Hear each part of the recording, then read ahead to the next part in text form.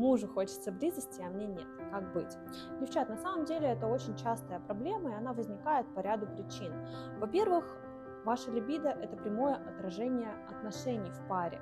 И если у вас есть какие-то недомолвки, обиды и недосказанности, очень хорошо будет над этим поработать, обсудить с партнером и прийти к какому-то общему консенсусу. Ну и, конечно же, девушке для разогрева нужно от 20 минут, прежде чем вы начнете сам процесс близости.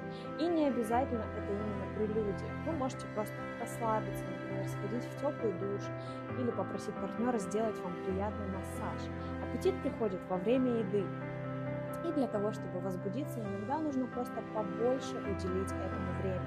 Ну а если вы хотите какие-то новые сценарии или что-то новенькое в вашем отношении, вы всегда можете прийти на свидание в You Can Touch и в нашей приятной, спокойной обстановке узнать что-то новое о своем партнере. Ну и тут и либидо подтянется.